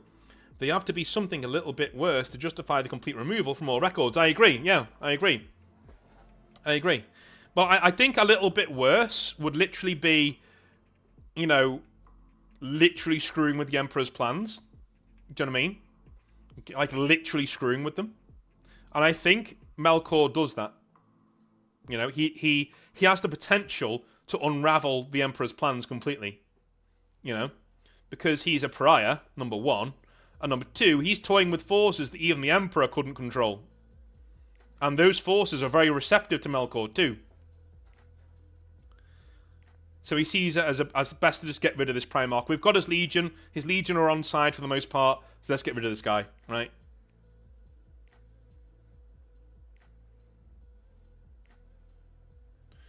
I would say the only reason I had Melkor die is that Horus gets an early Primarch kill, and it sows the seeds of doubt. Yeah, it does.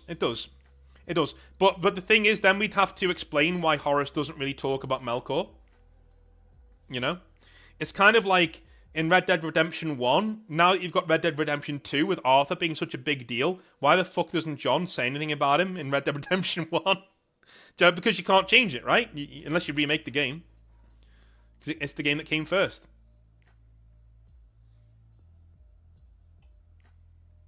So I'll leave it that way for now. But yeah, I think that's good headcanon though. Like if you want to make him die to Horus, that would work. But it ties things nicely in together. So Fulgrim's covered up how he's gotten all this genetic technology, right? He's covered all that up now. You know? That'd be pretty cool. Maybe he is going to kill Melkor, but he's too far gone. Mental. He's mental. He's too far gone. He says, forget it. Slap him in irons. Take him back to the Emperor. Right? That kind of a thing.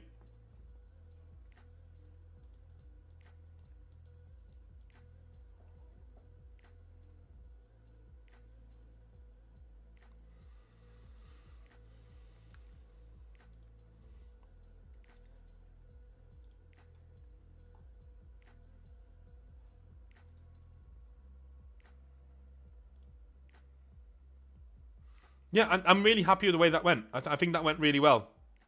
Yeah,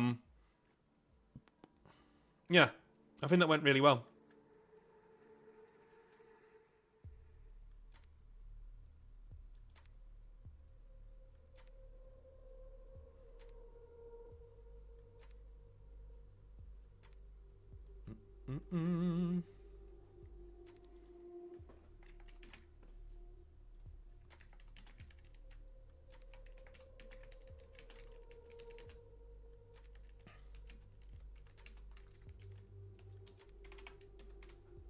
Happy days.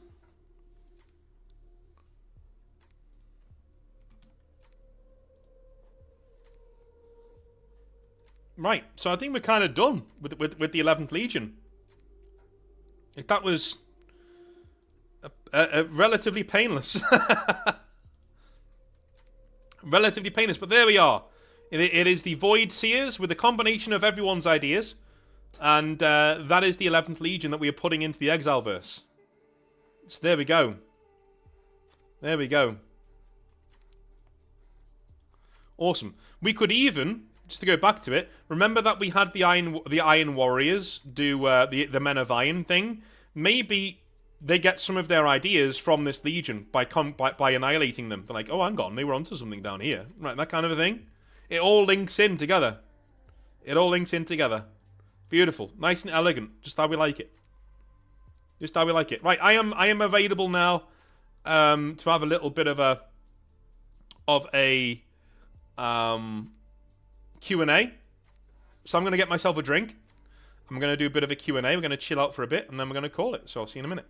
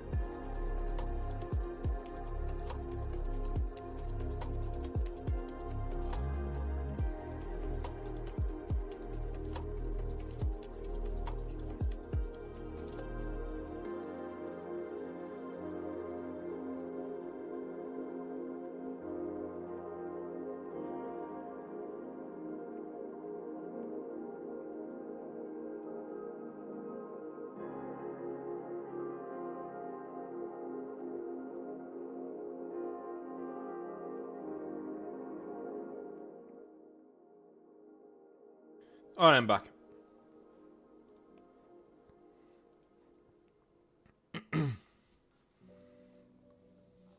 Cool. Satisfied. Good.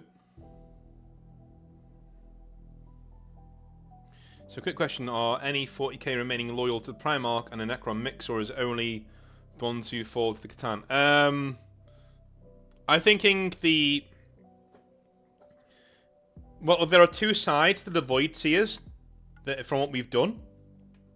There is the bulk of the Legion, like 75% of them, that remained loyal to the Emperor and didn't want any part of their Primarch's plans, because their Primarch was very estranged from them. You know, he's a scientist who's a pariah, right? So he's not really a people person.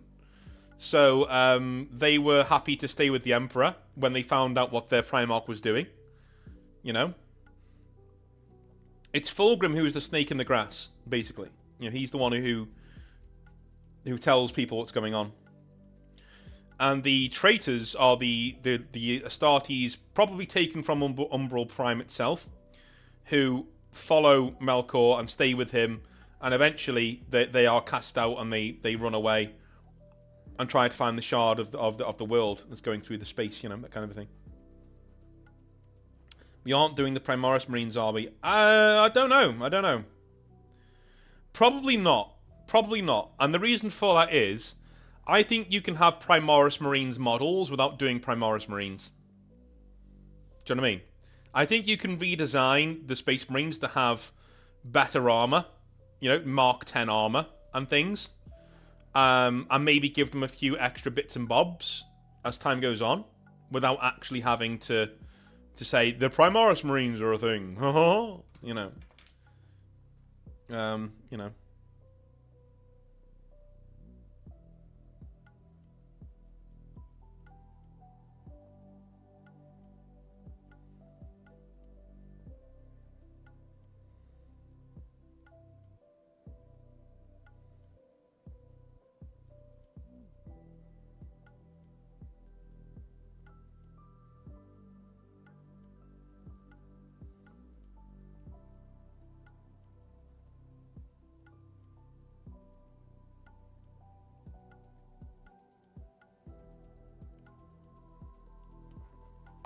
Right. I don't like them lore-wise. Do you know what? I know a lot of people who don't like the Primaris Marines, but I think it's one of those where it's not so much the lore that people really hated, it was the delivery. It's kind of like the Custodes, the female Custodes too, right? I mean, we don't like female Custodes, don't get me wrong. Right? But at the flip side of that, it could have worked. It could have worked. If they'd have done it correctly, it could have worked. If Games Workshop, I'd say this all the time. If Games Workshop had come in and said, hey, right, we're going to do female Custodes. Now, before you have a go at us, here's what we're going to do. We're going to explain it, right, in the way that there can never be female Space Marines. How, right, you may ask. What do you mean? Well, we're going to give you assurances, guys. We're never going to do female Space Marines. How? Well, Space Marines are mass-produced, and we only have the technology to mass-produce them. The Emperor didn't give us anything else, and even Cole can't, you know, the only thing he could do was make the Primaris Marines. That's how he perfected it. He can't do anything else, right? So, the Space Marines are mass-produced, because they need to be, by the thousands. So, and they're based on the male genome. That's just how it is. But on the flip side, the Custodes are a work of art, and each one is completely unique on its own. But the Imperium can only make one every, like, 1,000 years or so, because the process is that involved. They follow meticulous designs laid out by the Emperor himself, and even then, without his psychic might, they can't do it as quickly as they need to. So the Custodes are dying, right? But there are a few women in the Custodes, because they are mastercrafted from the very bottom of their genome to be Custodes, right? That's what they are. Now that, if they'd have gone down that route, I'm willing to bet most people would go, yeah, that's fine. That's fine. That's cool. That's a cool lore thing. I like that. That's cool. Alright. But they didn't, did they? They told you that was how it was going to be. There's always been female custodians, you chud. Right, okay. Alright, dude. Cool. Right, same thing with Primaris Marines. They could have done it in a much easier way by just saying, listen, there are a few more implants in Space Marines now, which makes them a little bit bigger, and they have better armor. But even older guys, all you need to do is get a few implants, and you can grow a little bit bigger and fit in this armor. It's fine, and it would have been fine. You didn't have to do. Oh, by the way, Call has 10,000 of these dudes. No, dude, come on. You didn't have to do that. It would have been much more heroic if Guilliman had gone back to Terra, called the Imperium to him, what was left, and then did a mighty crusade outwards without the 10,000 odd Marines, 100,000 odd Marines, what he had, coming out of his vaults. No. It would have been much, much cooler if he'd have said, right, everyone to me now, and the entire Imperium shows up, and they go out there, and they start reconquering the galaxy as much as they can, right? That would have been cool. That would have been cool.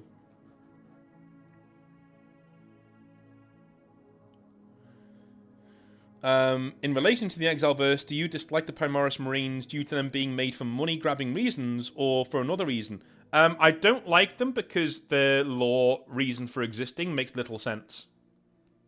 I don't like them because their lore reason for it. I don't like them for the same reason I don't like the Space Wolves. Okay, the entire setting bends over backwards to accommodate them. Where do they come from? Oh, Call made them. There's 100,000 of them. They're in these vaults over here. What? Yeah. We're gonna retcon it into the the Horus Heresy. It's fine, dude. No, come on, that's silly. You could bring out the Primaris Marines and charge more money for them. I don't care. I'm not going to pay for them. I don't care, right? That's fine. But in terms of the lore, there are ways to do it that were... Like, Games Workshop, the thing that baffles me is that Games Workshop could have been far more lazy in introducing the Primaris Marines, and it would have worked better. They actually put effort into fucking it up. That's what just boils my noggin. They put effort into writing lore that explains where the Primaris comes from that is fucking nonsense. Where all they needed to do was, Call's come back and he's designed some new armor for the Space Marines. That would have been fine. And people would have been like, okay, cool. Cool. I get new Marines. Awesome. Great. That's all they need to do. That's, they actually put effort into screwing it up. In fact, I'm going to do that as a video next week. That's Thursday's video. You heard it here first. Thursday's video will be Primaris Marines. Don't make sense. Primaris Marines, Thursday.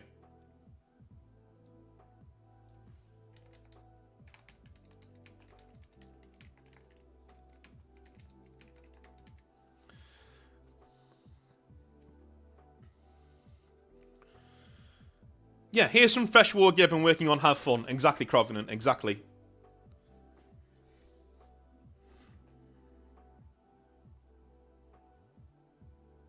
That's fine, Michigan Yankee. Yeah, but most people aren't genetics majors. Do you know what I mean? Like, most people aren't that. And by the way, there's something you're not bringing in as a factor. The warp. The warp is used... Magic is used to create Space Marines and Custodes. So that's how they get away with it, I think.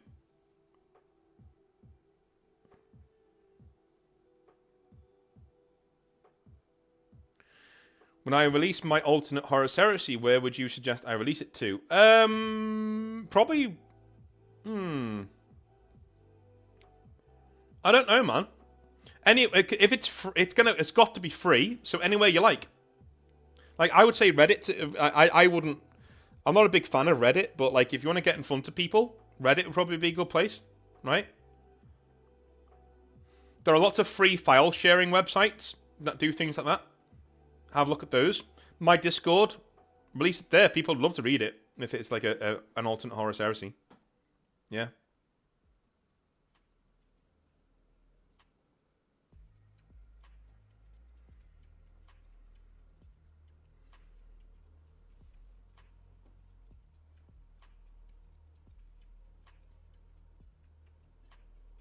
I'm probably going to be keeping my Blood Giants in Mark 7 armor.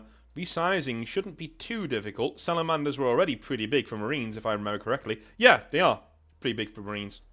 Yeah. Well, this is why it would have worked. You could have just done Primoris armor and named it an armor type. You know, type 7. No, sorry, type 10 Primoris. Awesome. Right? And everyone would be like, oh, new armor? Sweet.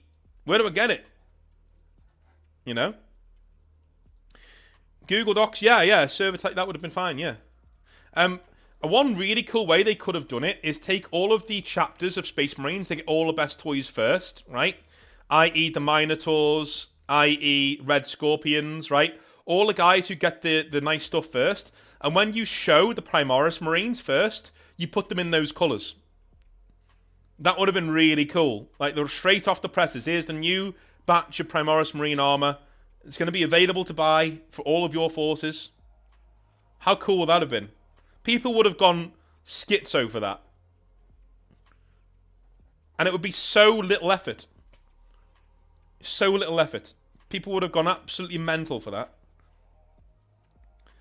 Power Wolfen says, I think it would be interesting for a Primarch leading an army other than Space Marines. That is why I thought it would be fun for someone like Gregor to make a new Xenos race to lead. That's a very good point. I like that part of your lore, yeah. If I were to expand on the lore of Gregor in the 41st millennium, do you want me to email it to you? Please do. Please do. Because I might take some of it and rework it into the expanding story of Melkor. That'd be pretty cool. Or I might give it to Mr. Awesome to work into his expanding story of Melkor. Then we come back and see where they are in the 41st millennium. That'd be pretty cool. Yeah, pretty awesome.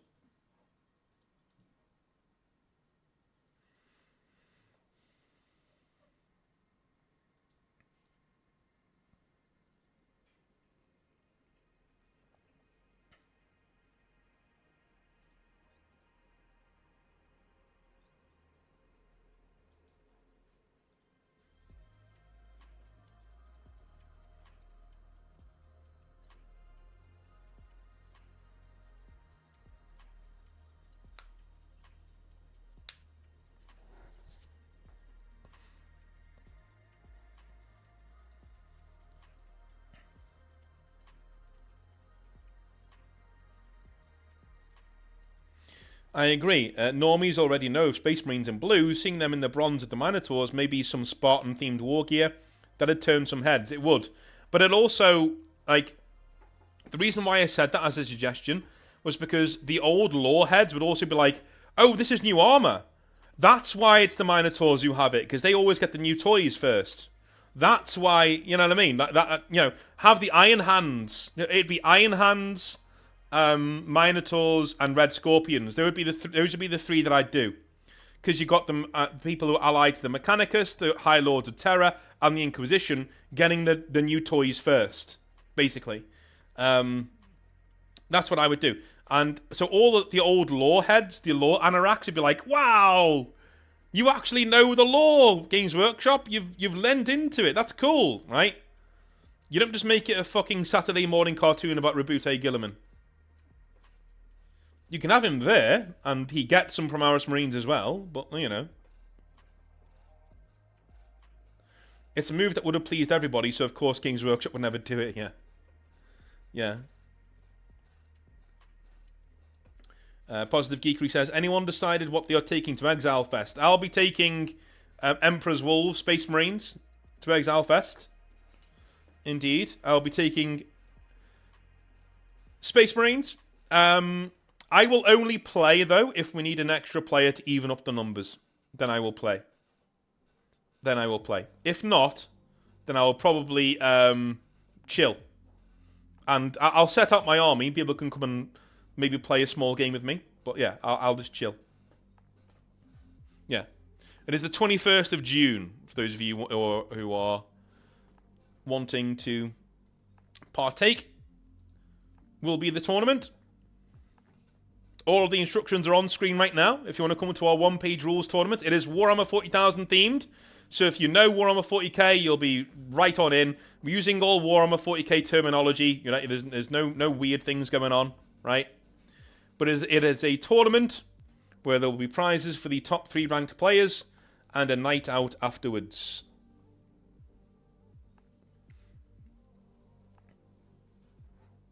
Mining Bat it is in Just Play Games in Liverpool. Yeah. And if you're interested, simply, all you got to do is email me at northernexileevents@gmail.com with your name, your contact number, and your 40k army of choice that you're going to bring on the day. I don't need your list, just your army. That's it.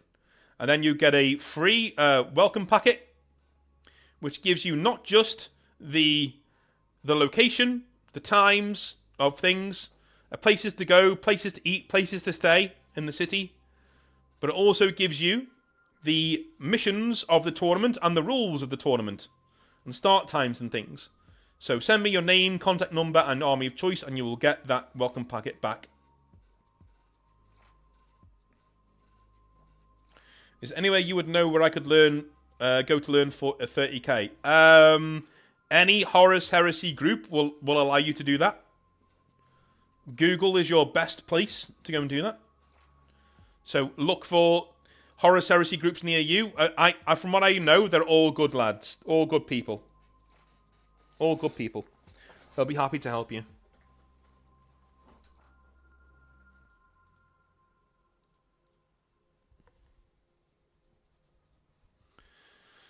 Alrighty. Okay.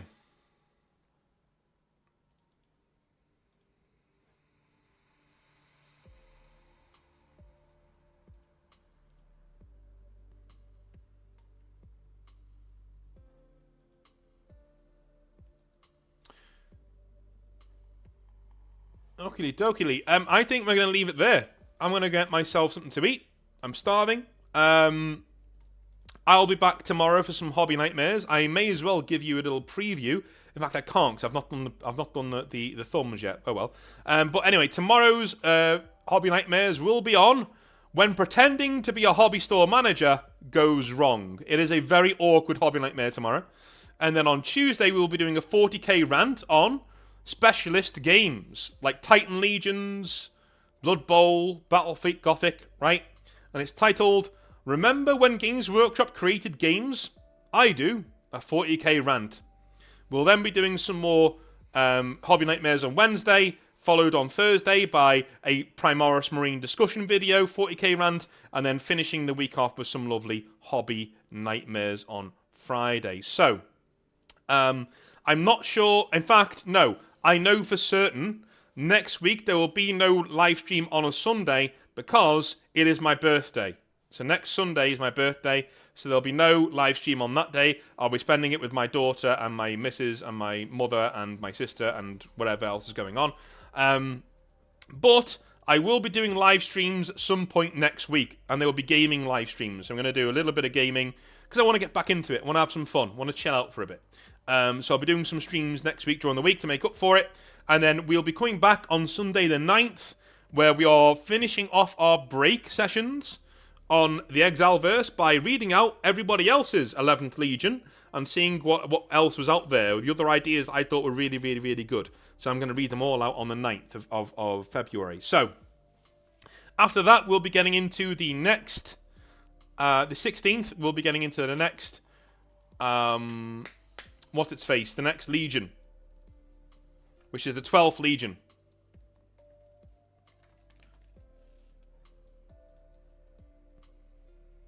Points if you know what Legion it is. Yeah, it's World Eaters. It's Angron. Yep, World Eaters, then Ultramarines. And that should see us to the end of February. So no stream next week. On the 9th, we're doing more 11th Legion stuff with everybody's stuff going in there. 16th, we're going to be doing Angron and the World Eaters. 23rd, we're going to be doing Rabute Gilliman and the Ultramarines. And that will see us through the end of February. All right. I love you a long time. I will speak to you very, very, very soon. Have a wonderful rest of your day. And I'll speak to you soon. Have a good one. Bye now.